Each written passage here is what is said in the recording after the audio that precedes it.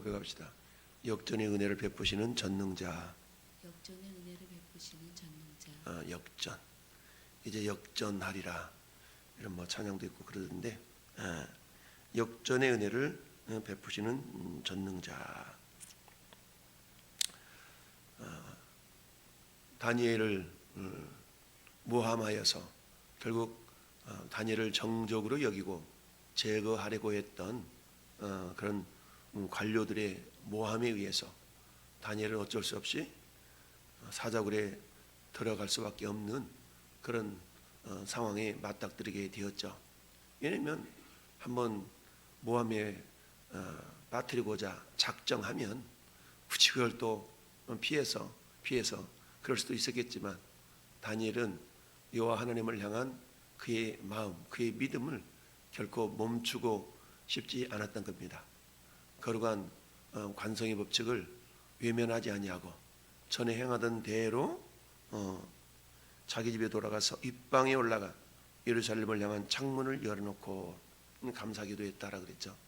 전에 행하던 대로 한 달 동안만 은밀하게 기도해도 될 텐데 그렇지 않았어요. 전에 행하던 대로 그랬다는 얘기입니다. 그것은 왜 그랬을까요?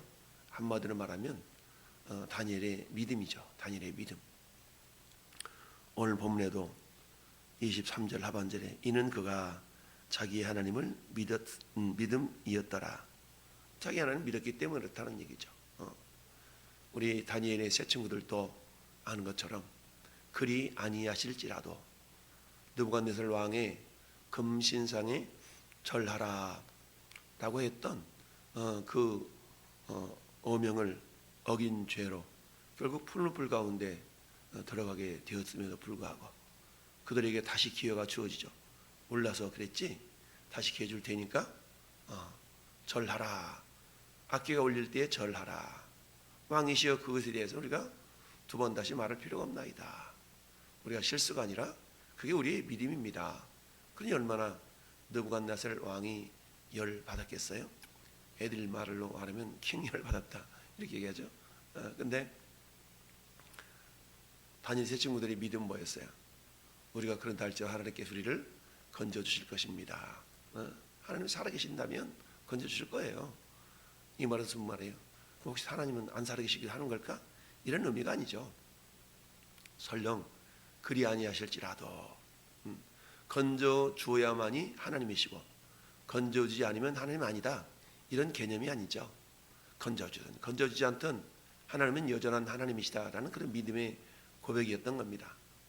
그리 아니하실지라도, 그러니까 건져주지 아니하시자 우리는 왕의 금신상 앞에 절하지 않을 겁니다.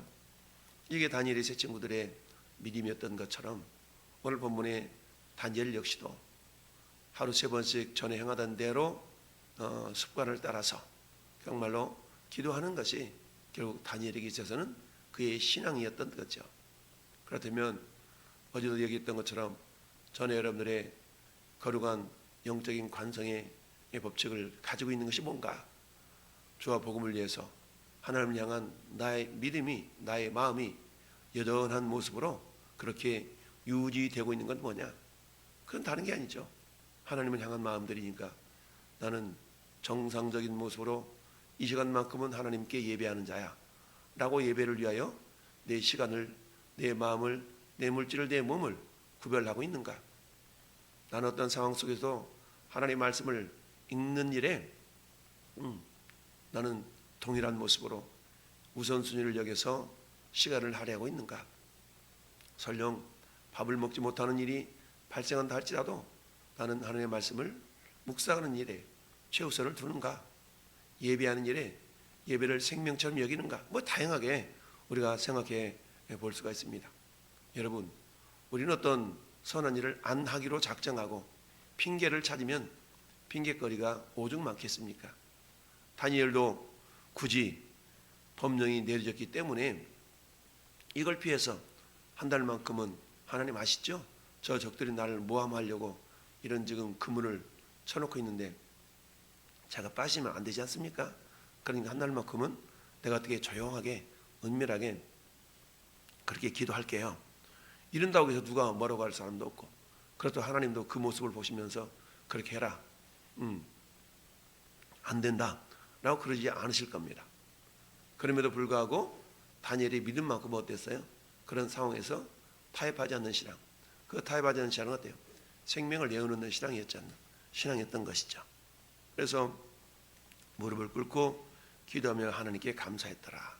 하나님, 내가 여전히 적들의 모함에 비록 내가 잡혀가는 신세가 있다 할지라도 어때요?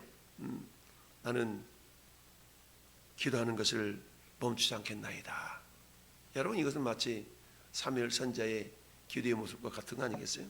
나는 너희를 위하여 기도하기를 쉬는 죄를 이 앞에 결단코 범하지 아니하겠다라고 말씀했던 것처럼 결국 그리함으로 말미암아 사무엘 선지자는 이스라엘 백성들을 위해서 계속적으로 그들이 마음에 들든지 아니 들든지 중보기도를 멈추지 않았던 걸 봅니다. 뿐만 아니라 사도 바울도 어땠습니까? 나는 나의 달려갈 길과 주 예수께 받은 사명, 그 은혜의 복음을 증언한 일을 마치라면은 나의 생명조차 조금 더 귀한 것으로 여기지 않겠다. 왜요? 이미 밀레도에서 에베소 장로들과 작별 인사를 하면서 나는 예루살렘으로 가는데 거기서 내가 어떤 험한 꼴을 당할지 나는 몰라. 그저 뭐 환난과 핍박이 나를 기다린다고 그런다. 그럼 어떻게 해요? 환난과 핍박이 기다린다고 그러면 피해야죠. 그런데 어때요? 그럼에도 불구하고 나의 달려갈 길과 주 예수께 받은 사명 곧 은혜 복음을 증언한 일을 마치려면 환난, 핍박, 박해 기다린다고 하나 나는 그걸 피하지 않는다. 왜? 나는 복음을 전하는 사람이기 때문에 그렇다 라고 성경의 인물들이 환경 상황 설령 자기들의 목숨을 위협하는 그런 상황이 있다 할지라도 어땠어요? 그런 상황들을 애써 모면해 나가려고 하지 아니했다는 얘기죠. 결국 그런 사람들을 성경은 어떻게 기록합니까? 결국 믿음의 승리자들이라고 성경은 말씀하고 있습니다. 히브리서 11장은 우리가 잘 아는 것처럼 믿음장이라고 말하지 않습니까? 그 믿음장에는 이런 믿음의 선진들에 대한 이야기가 기록되어 있죠.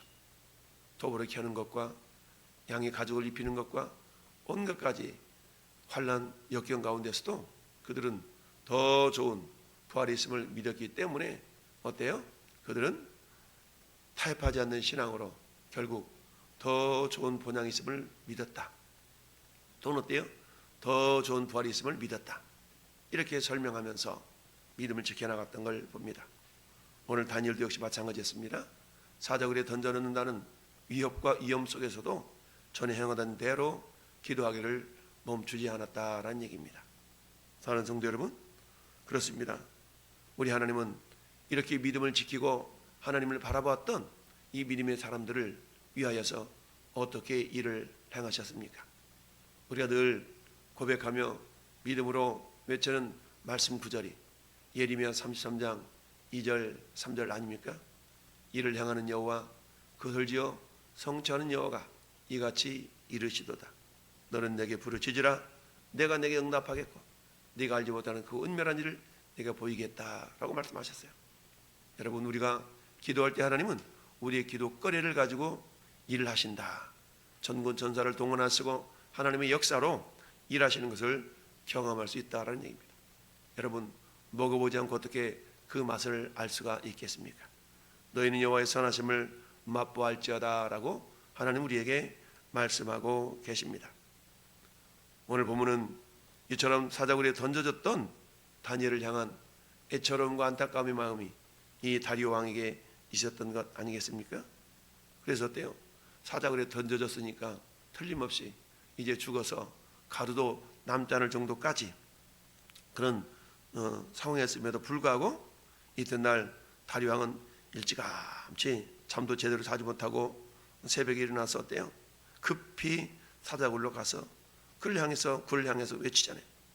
다니엘이 든 굴에 가까이 이르러 슬피 소리 질러 다니엘에게 묻되 살아계시는 하나님의 종 다니엘아, 내가 항상 섬기는 하나님이 사자들에게서 너를 구원하셨느냐 하니라.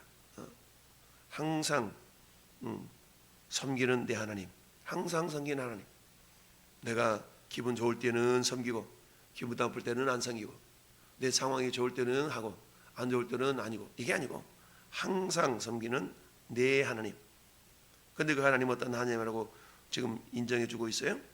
살아계시는 하나님이다. 살아계신 하나님. 우리는 찬양 잘하죠. 살아계신 주, 살아계신 주. 하나님은 살아계시다. 우리가 기도할 때 살아계신 하나님 앞에 기도합니다. 그런데 어때요? 놀라운 일이 발생하죠. 죽어 사라져야만 했던 이 다니엘이 왕에게 대답을 합니다. 왕이여, 원하건대 왕은 만수무강하옵소서.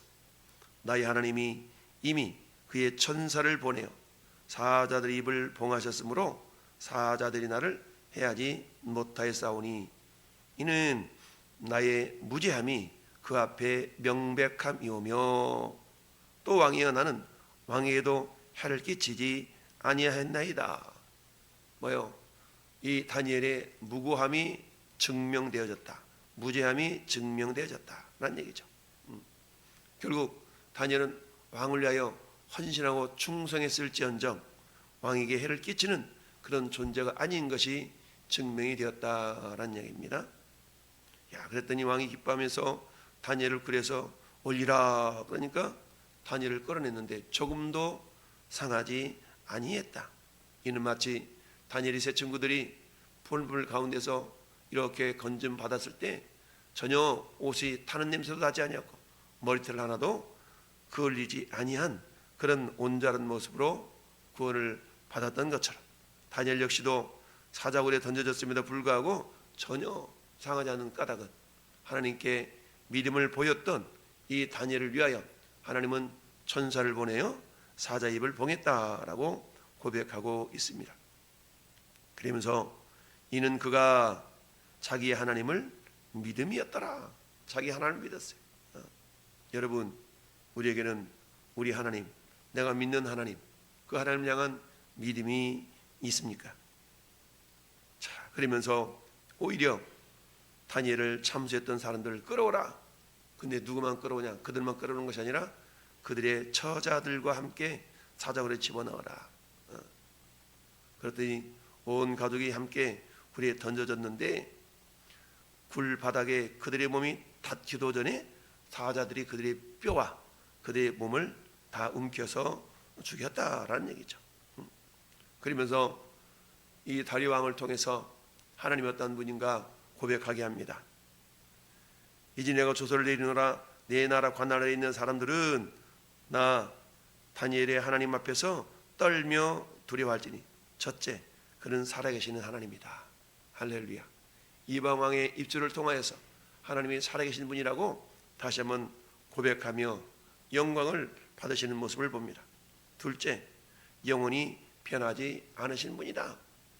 그동안 다니엘이 포로로 끌려온 이후로 그 노인이 되는 70여 년 동안에 한 번도 다니엘은 그의 믿음을 저버리지 아니했고 타협하지 아니했고 이렇게 믿음을 보였던 그 하나님 앞에서 그 하나님이 다니엘을 한마디 말하면 역전의 승리를 이루게 하셨다라는 얘기입니다. 여러분, 오늘 하나님은 그리스도 예수 안에서 우리에게 승리를 준비해 놓고 계신 줄 믿습니다. 여러분, 최고의 승리는 뭡니까? 예수님의 십자가의 승리 아니겠어요? 마귀 사단은 예수님을 십자가에 못 박으면서 내가 이겼다라고 쾌재를 불렀을 겁니다. 그러나 예수님은 죄가 없으시기 때문에 사망 권세 아래 매어 있을 수가 없어서 다시 죽음을 이기시고 구원을 이루게 하여 구원을 완성하시게 하여서 부활하셨던 것이죠. 예수님의 죽으심은 모든 인류의 죄를 대신 짊어지신 죽음이요, 예수님의 부활하심은 우리 부활의 첫 열매가 되시는 부활이지만 그것보다 주님이 죄가 없으심에 대한 증명, 오늘 본문에 나타나 있는 나는 무죄함이오며 라는 말씀처럼 예수님이 죄가 없으심을 증거한 사건이 부활 사건이다 라는 얘기죠. 따라서 예수님의 보혈을 믿는 모든 자들에게도 죄의 문제가 해결되어져서 마지막 심판날에 모두가 다 부활하고 심판대 앞에 서는 그런 놀라운 구원의 은혜, 역전의 은혜를 경험할 수가 있다라는 얘기입니다. 뿐만 아니라 이 다리 왕이 고백한 그 하나님은 어떤 하나님? 그의 나라가 멸망하지 않을 것이고 권세는 무궁할 것이며 그는 구원도 하시며 건져내기도 하시며 하늘에서든지 땅에서든지 이적과 기사를 행하시는 이시고 다니엘을 위하여서 사자굴에서 건져내실 수 있는 전능하신 하나님이다 라고 공표하고 그 하나님을 뭐하라? 섬겨라 라고 온 나라에 조서를 내리게 되었다. 이런 하나님께서 이런 다니엘에게 어떻게 은혜로 역사하셨어요? 물론 사자굴에서 건져내셨던 것뿐만 아니라 마지막 28절 이 다니엘이 다리오 왕의 시대와 바사 사람 고레스 왕의 시대에 형통하였더라. 이처럼 하나님은 노인 다니엘 그리고 그 믿음을 지켰던 다니엘에게 역전의 은혜를 이렇게 입혀주신 것뿐만 아니라 또한 어땠어요? 하나님께서 형통의 복도 덧입혀 주셨더라라는 얘기입니다. 오늘도 마귀 사단은 우리에게 적당하게 신앙생활할 것을 우리에게 유혹합니다. 아무개야 이런 상황에서는 이렇게 하는 것이 그래도 너 믿음 없는 게 아니잖아. 너 하나님을 부인한 것도 아니잖아. 그러니 이런 상황이 이렇게 해. 알았지? 라고 우리에게 유혹하고 있습니다. 좀 더 편한 모습으로 우리가 신앙생활 할 것을 교묘하게 부추기는 사단의 모습들이 있을 수가 있다는 얘기입니다. 여러분, 하나님은 우리를 향해서 그렇게 말씀합니다. 나를 존중히 여기는 자들을 존중히 여기고 나를 경멸히 여기는 자를 내가 경멸히 여기리라. 다니엘과 세 친구들은 하나님을 존중히 여기는 그런 믿음의 모습을 보였기 때문에 하나님도 다니엘을 존중히 여기면서 그 사망의 음침한 골짜기를 다닐지라도 해를 두려워하지 않고 오히려 죄의 지팡이와 막대기가 그들을 안위하는 모습, 이게 다윗의 모습이요 다니엘의 모습이었던 겁니다. 사랑하는 성도 여러분, 이제 2024년 이제 1월달은 또 지나갔습니다. 칼렌더 한 장이 또 뜯겨져 나갑니다. 새로운 달 2월이 시작됐습니다. 2월 첫날에 저는 여러분들의 믿음의 결단을 통하여서 뜻을 정했던 다니엘처럼 내 어떤 상황 속에서도 타협하지 않는 신앙으로 우리 하나님을 기대하며 나아갈 때 하나님은 놀라운 역전의 은혜를 이처럼 우리에게 베푸시는 전능자이심을 경험하게 될 것입니다. 여러분, 먹어보지 않으면 맛을 알 수 없고 우리가 그러한 영적인 도전을 행하지 않는다면 거기에 대한 하나님의 놀라운 구원하심을 경험할 수가 없습니다. 2월 한 달 동안에 하나님 내 신앙을 하나님 이렇게 한번 보여드리고 싶습니다 라고 우리가 결단하고 그 신앙의 모습 속에서 정말 하나님의 역전을 베푸시는 구원의 손길을 경험할 수 있기를 예수님의 이름으로 축원합니다. 아멘.